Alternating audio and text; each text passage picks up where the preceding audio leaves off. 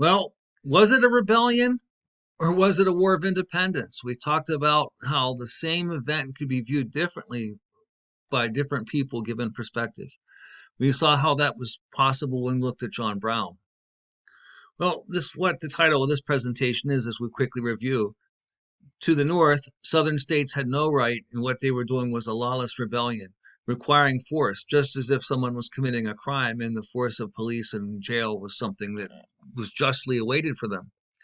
Now, in the South, they saw this as a heroic battle of independence, at least generally speaking, because secession was not universally approved, and there were people in the South who were Unionists. We'll see that. But generally speaking, in the South, this was the American Revolution 2.0. An army of oppressors, that is the North, who were like the British in the American Revolution, and the right to fight for their way of life was something that would animate many in the South. And generally speaking, support for the Civil War was universally stronger in the South, where a way of life and fighting for their homes really kind of animated their participation of many people in the South. Now, of course, we're not talking about the slave population. The slave population either, of course, would have loved to see the end of slavery or were otherwise indifferent. It would be interesting, and there's a lack of a lot of really serious historical sources because the slaves were not going to be able to report things in newspapers, etc., on how they felt. But we know that slaves who were freed by the Union armies, most of them joyously joined the Union forces and took on the cause. So let's move ahead kind of quickly, if we can. We know that the war became much bigger, and that's the very thing I pointed out at the beginning was Lincoln nor the South felt that this war was going to be protracted or difficult. Fort Sumter would change expectations and also expand America's, the United States Union's opposition with more states joining the Confederacy when Lincoln called for 75,000 more troops. We know that it appeared that the Union was very strong and had all the advantages. But the economic advantage that the South hoped to play was its ability to trade cotton and to get diplomatic recognition and alliance with countries in Europe who might have liked to see the United States divided in half and perhaps even thought that maybe that would be to their advantage to see that happen. Given that, we know that the Union had to defeat the South. The Union could not simply wait for the Union had to crush the army of the South, and one of the ways they helped to do that was through a blockade, using naval forces by which the North had a great advantage over the South, the Anaconda Plan, to cut off the trade of cotton and any other kind of goods, knowing that the South depended on exports in order to field an army. We know that the South simply had to hold out. They simply had to wear out the Union, just as if the American revolutionaries, with a little help from Europe, wear out the British. Hope for diplomatic recognition and perhaps a wearing of the North's will to fight. That was the Confederate strategy once it appeared that war was going to come as a result of secession. We know that the forces of Union and Confederacy reflects 19th century Western military. Most Americans serving on either the North or South served on state militias, and these state militias organized by states were infantrymen. Infantrymen were foot soldiers who represented a bulk of all the soldiers. An infantryman was typically equipped with a rifle, which was a muzzle-loaded rifle with a flintlock. You could see that the Union was typically wearing blue, where the Confederacy wore gray. And Union soldiers were like in the 20th century, often referred to soldiers as a GI Joe we see after World War II. But in the Civil War, Johnny Reb represented the North infantrymen, and Billy Yank is the South.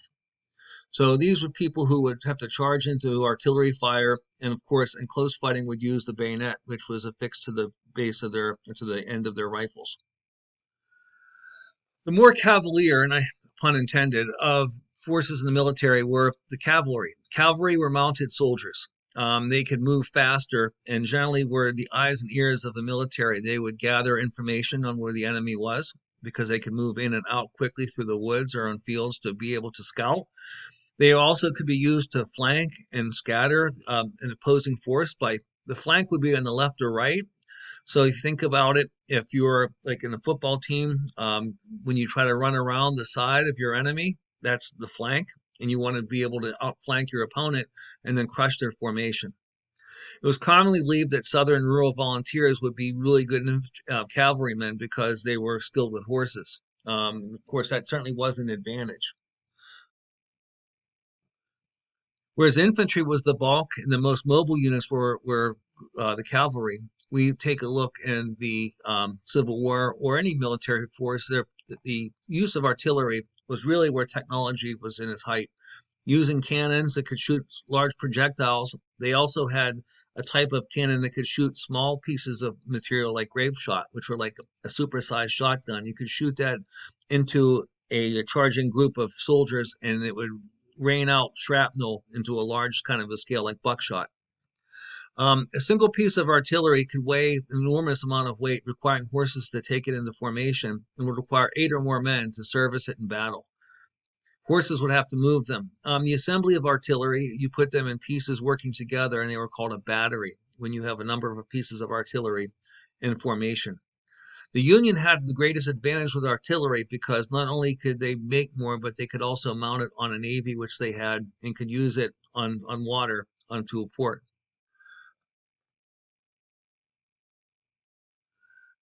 The federal capital, Washington, D.C., one of the strategic weaknesses of the Union was its capital actually bordered on the Confederacy. Virginia seceded from the Union following Fort Sumter, and Maryland was only kept in the Union in part by disregard of the Constitution. The federal government worked hard to scatter any state assemblymen who might move Maryland to pull out of the Union. So Maryland's support of the Union was pretty lukewarm, so to speak. So Washington's position, pretty precarious, pretty weak. But Washington would have to make up for this by becoming the most fortified city on earth. It was surrounded by artillery to protect it. And any army that was leaving Washington would make sure that it would never let it get a Confederate army between it and the city. It was the military that had to defend Washington from what might appear to be its vulnerability to a Union army.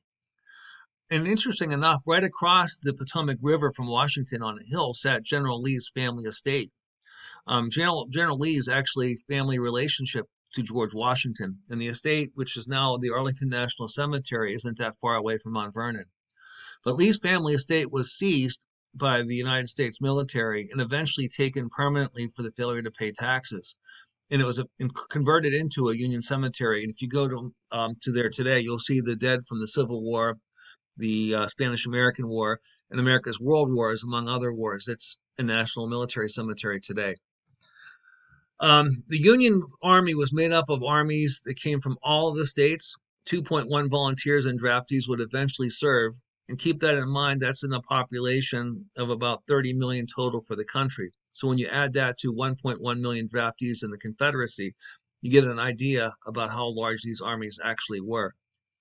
The Confederate Army served in units from all the seceding states. In some of the border states, like there were units that served in the Confederacy from Missouri or from Maryland or from Kentucky, states that did not secede from the Union.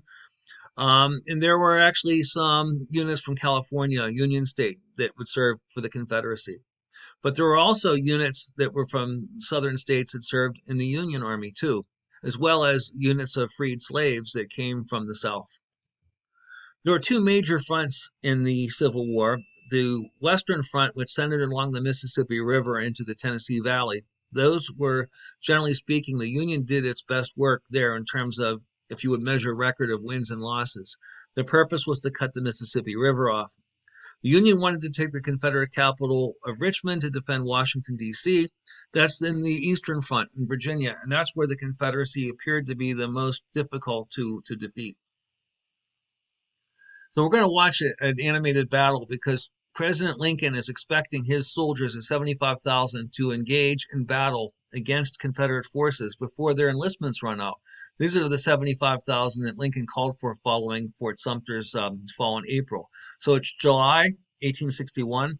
We're going to watch this video, and I would like you to watch this carefully and look at the use of artillery as well as infantry and cavalry in this battle, and take a look at what was the Union's perspective going into the battle, and how was the outcome a great shock? So watch this closely as we move ahead.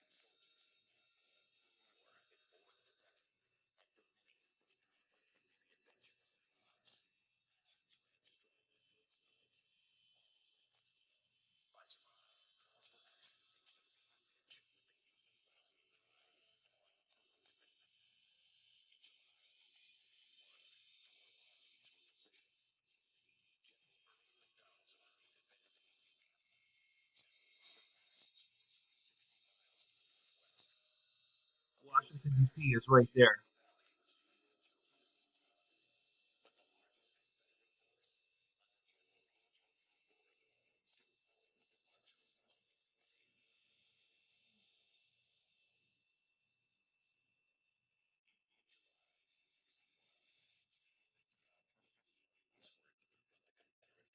Blue represents Union, red represents Confederacy.